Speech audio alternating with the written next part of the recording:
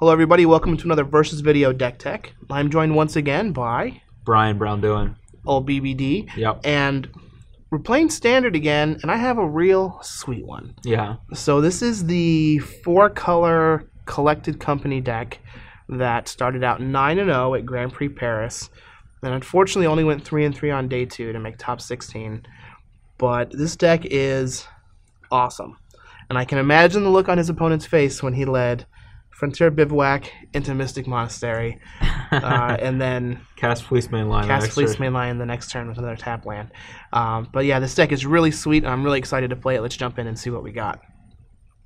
So as we see here, it's just a 4-color deck. That's the biggest thing that pops out. We have Knuckle Blade and Mantis Rider. We're just taking advantage of all of the triple-color undercosted creatures that were in Khans of Tarkir, and the card that pulls all this together is a new card from Dragons of Tarkir, Collected Company. Yep.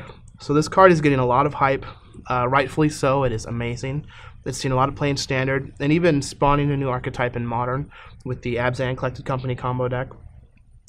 But the card is just very, very good, both offensively and defensively, which you don't really see those kinds of cards very often, and when you do, they usually end up being very, very good. Yes.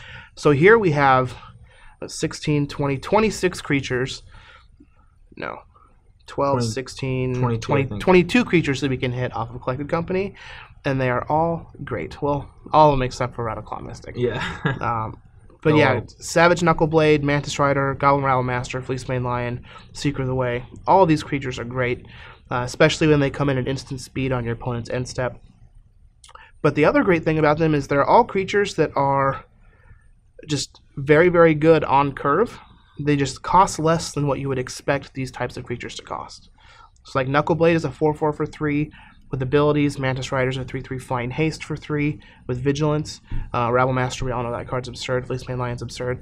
We get all these great value creatures that we also get to take advantage of Collected Company, but even though our mana looks a little awkward, it'll still let us cast all these creatures on curve, which is pretty cool. And like with the exception of Seeker and with the exception of things like Goblin Rabble Master and Rattleclaw Mystic, these creatures are all perfectly fine late in the game too. Yeah. So it's not like, you know, when you cast Collected Company on turn 8 and get a Knuckleblade and a Mantis Rider, you're going to be sad. I mean, you still have a 6/6 that can bounce back to your hand. Yeah. And a Flying Haste guy that probably is just going to get in for 3. And, you know, same with a Fleece Main Line. You're like, oh, well, I'll just Monstrous it. Yeah. So. We do have some support spells to go along with them. Valorous Stance, another card that's good on offense and defense. Same with Dromoka's Command. Command and Collected Company are just seeing lots of play hand in hand, which I understand they're great. An odd card is Stoke the Flames that we have in the deck here, but if you notice, 12 of our creatures are red, which is pretty cool since I imagine there's times where we're going to Collected Company for like a Mantis Rider and a Knuckleblade, and then tap them and 2 other creatures and be able to Stoke on somebody's end step and then untap and kill them. So Stoke looks a little weird, but it does play well with Goblin Rabble Master, and a bunch of the creatures are red. And it's also something where you have Stoke, Collected Company, and Ojutai's Command that all cost 4 mana. You can pass the turn with 4 mana, and your opponent doesn't really know exactly what you're going to do. Yeah, for sure. Again, Ojutai's Command, which is a card that hasn't seen a whole lot of play, but I think it's pretty sweet here. It's just a very versatile card, and we have Seeker of the Way and Fleece Main Lion and Rattleclaw Mystic that we can put into play off of it, which is kind of cool. We can just draw a card, gain 4 life, counter like an Ojutai, which is still, it's kind of cool that Ojutai's Command can counter a Dragonlord Ojutai. Yeah. I like that a lot. Then we have an Elspeth. So 24 lands, 3 Rattleclaw Mystics. Elspeth is probably just the best thing you can do with 6 mana in Standard, so you might as well play one, I guess. I don't really see any arguments for or against this card, so I just figured let it ride.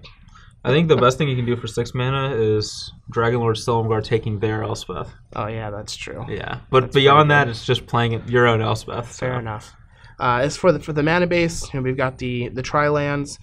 We only have a couple of the temples, which is interesting that the temples that we are playing, we do have pain lands available for those colors, but this deck opted to play the temples just as a way to prevent the amount of damage that we do to ourselves, because we do have 3 mana confluence.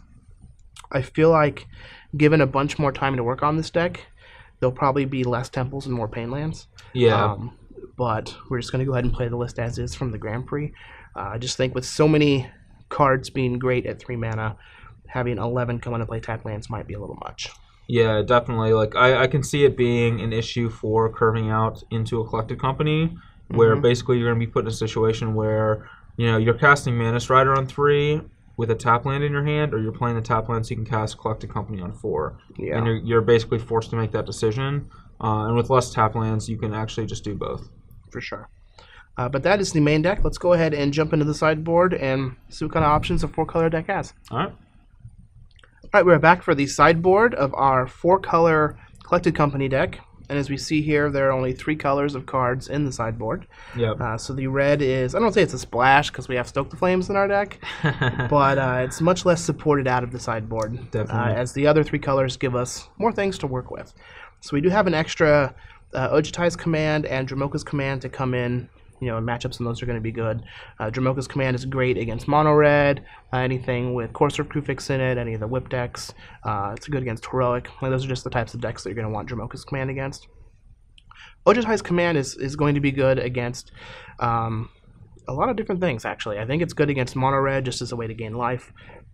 Encounter a creature once we stabilize. It might even be worthwhile against the control decks as a way to counter an Ojutai or just rebuy one of our 2-drops. And it might even be good against like the mid-range green decks just as ways to counter things like Stormbreath Dragon. Yeah. Yeah, I feel like there's just a lot of things that this card does. We do have a Treasure Cruise. We don't have a lot of spells that are going to be going to the graveyard, but against the control decks where we're bringing in things like Disdainful Stroke and Negate, we're just kind of playing this instant game where at some point we're going to refill a Treasure Cruise, which is going to be nice. Here in the middle, we can see we have a full 4 Hornet's Nest and 3 Irration Cleric, which are all great cards against mono red. Really? Mono red. Good against mono red. These cards are real sweet. They're good early buffers. They also play very well with Collected Company. Being able to accompany into like 2 Hornet's Nest seems pretty gas. Yeah. Hornet's Nest is also just like quietly one of the best cards against Abzan aggro. Yeah, it really out is. of the sideboard, which is probably the most popular or the best deck right now in Standard. So having access to 4 of these just isn't a bad thing. The card is great. Yeah. We have 3 Disdainful Strokes and 2 Negates, just counter spells that we're going to want against different things.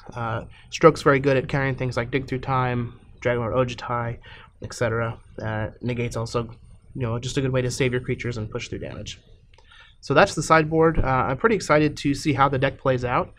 We do have some really sweet cards for this particular matchup, but I also have 3 Mana Confluence in my deck, which might end up just making me lose, because most of my cards cost less than 3 mana, so Eidolon's going to do a lot of work. Yeah, let's just say I'm not looking forward to the post-board games, so this sideboard looking dirty.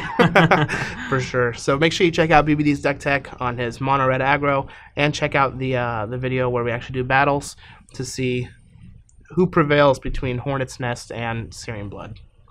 I hope it's Searing Blood. It's probably Hornet's Nest. It always is.